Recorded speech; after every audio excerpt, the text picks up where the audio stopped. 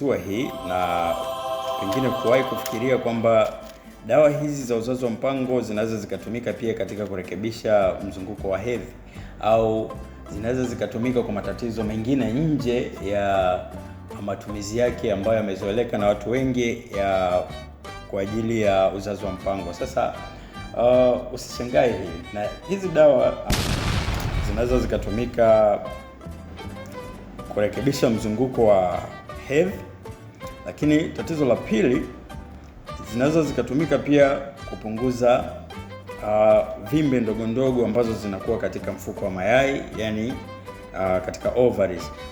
Kuna kitu ambacho huwa tunaita ni polycystic ovary syndrome, yani tunafupisha kuandika P.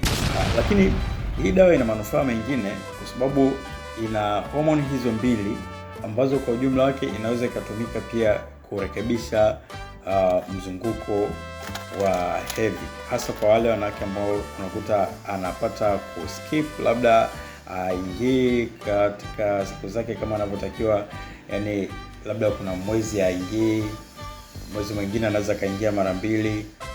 Sasa au anaingia na mbili siku nyingi.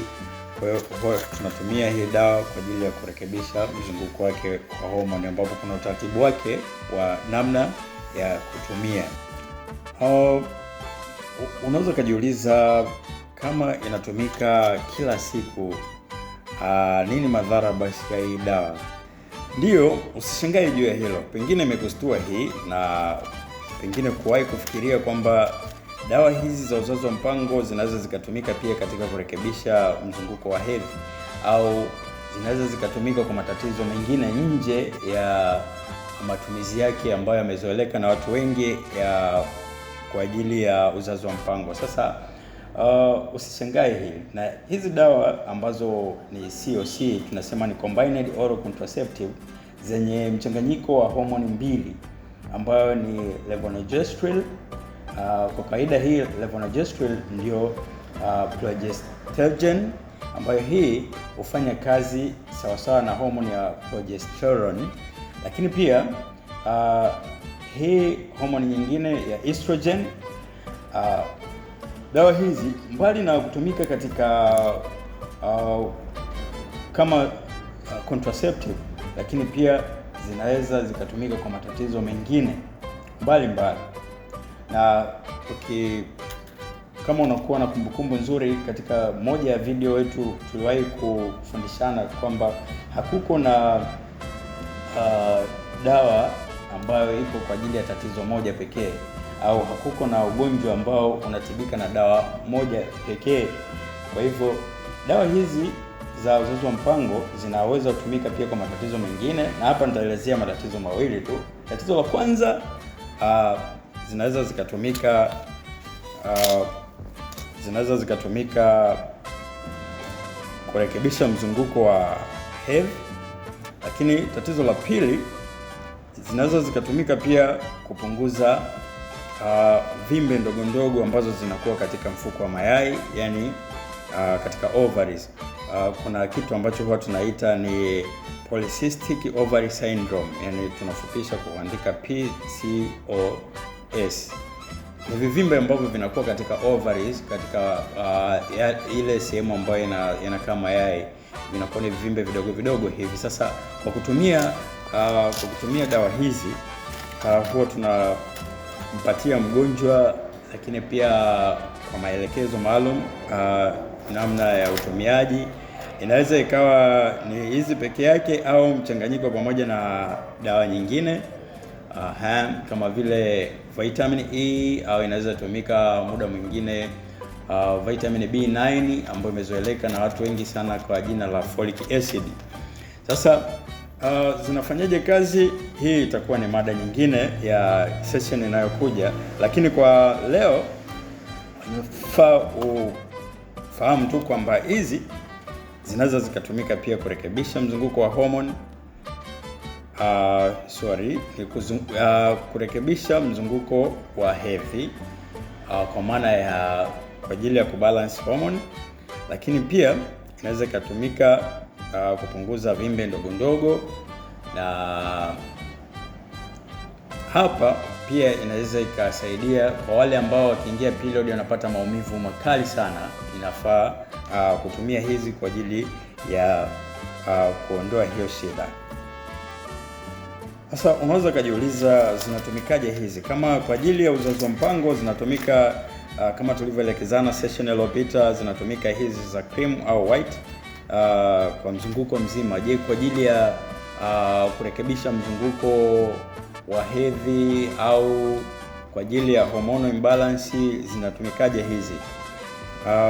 Ziko taratibu zake maalum kwa namna ya kutumia, lakini kwa haraka tu ujue kwamba sio kitu ambacho kinatumika ndani ya siku chache ili kuleta matokeo. Kwa kawaida hii huwa ni kati ya mizunguko miwili ya hedhi hadi mitatu, kwa maana ya miezi miwili hadi mitatu. Huyo mtu atalazimika kutumia hii au pamoja na aina nyingine ya dawa kama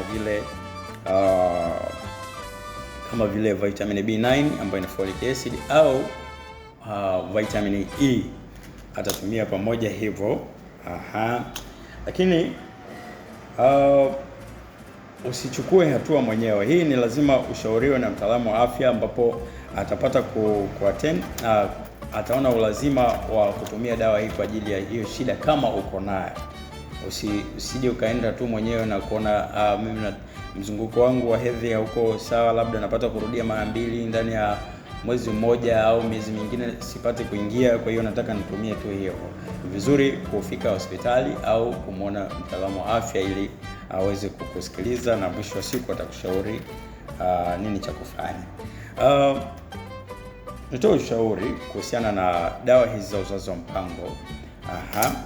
Ushauri wangu au ushauri wa kitaalamu kabisa, cha kwanza ni kwamba mtu asitumie dawa hizi za uzazi wa mpango bila ya kupima uwiano wa homoni zake. Ziko kipimo cha kupima hormone ambacho tunaita ni hormone profile.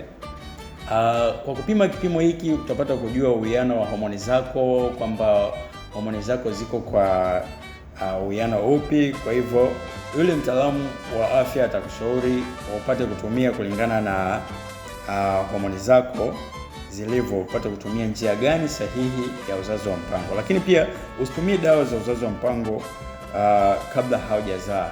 Yaani hizi dawa za uzazi wa mpango ni kwa ajili ya watu ambao wako katika familia, aidha na watoto na watoto kadhaa pale. Sasa anataka angalau apate interval nzuri kutoka mtoto mmoja hadi mwingine, au anataka labda askip kwa miaka kadhaa ili kuepusha labda kufuatana na majukumu aliyokuwa nayo na hivyo, na sio kutumia tu kiholela au kabla haujazaa. Hii inakuwa ni hatari sana.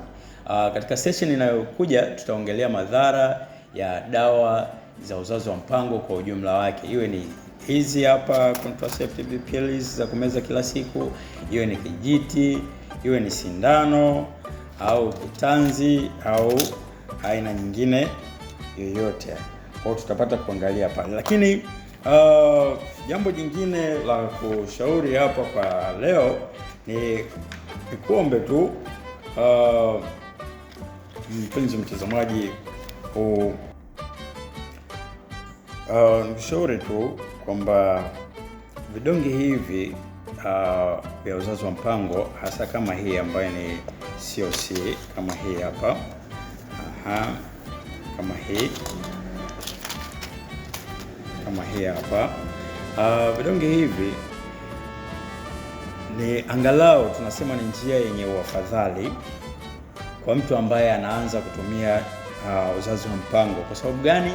Kwa sababu ni rahisi ku-withdraw endapo zitamletea side effects ambazo ni serious, ambapo kama huyu mtu anayetumia zikamletea matokeo mabaya kama vile labda kubreed sana au anapata maumivu makali ya tumbo au maumivu makali ya kichwa. Kuna wengine hadi wanakuwa na vimba labda usoni au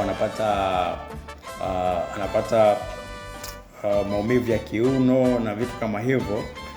Withdraw yake ni rahisi kuliko ungelianza kutumia njia kama ya sindano. Kwa mfano, umechoma sindano inadumu miezi mitatu, alafu saa hiyo ndani ya mwezi wa kwanza tu ukapata hizi serious side effects kama hizo, labda kubleed sana au maumivu, makali ya kichwa au kupata vichefuchefu na kutapika na vitu kama hivyo, ni ngumu withdraw sindano ambayo tayari kwa kawaida tunasema inadumu miezi 3, lakini ukweli ni kwamba sindano ya uzazi wa mpango hadi kufikia kuisha nguvu yake kabisa mwilini inachukua kati ya miezi 8 hadi 10 kwa sindano moja. Kwa hiyo unaweza kuona ni jinsi gani ilivyokuwa ngumu withdraw ya sindano. Lakini njia ambayo ni salama ya uzazi wa mpango ni kuhesabu kalenda au njia ya asili ya kuhesabu kalenda. Lakini hii njia hauwezi ukaitumia kama haujajua mzunguko wako wa hedhi ni siku ngapi. Kumbuka katika somo letu lililopita tuliangalia namna ya kuhesabu mzunguko wa hedhi.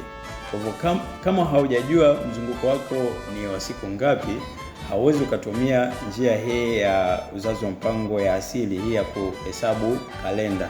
Na ndio maana hii imekuwa ni sababu kubwa wanawake wengi sasa hivi wanashindwa kutumia kalenda, kwa sababu kwanza hawajui mizunguko yao inakuwa ni ya namna gani.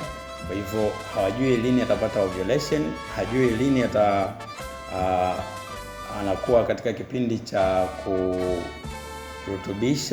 urutubishaji, yani fertile period, lakini pia anakuwa hajui lini ni atapata kuingia mwezi unaofuata. Kwa hiyo inakuwa ni ngumu sana kwa mwanamke wa design hii kutumia kalenda. Sasa nikukumbushe tu mpenzi mtazamaji, kama umekutana kwa mara ya kwanza na video zetu, usisahau kusubscribe, kulike, comment na kushare, lakini pia endelea kufuatilia video inayofuata. Tutaangazia kuhusiana na madhara ya dawa za uzazi wa mpango kwa ujumla wake, iwe ni hii ya vidonge kama hizi kama hizi za COC, au iwe ni kijiti, au iwe ni sindano na nyingine za uzazi wa mpango.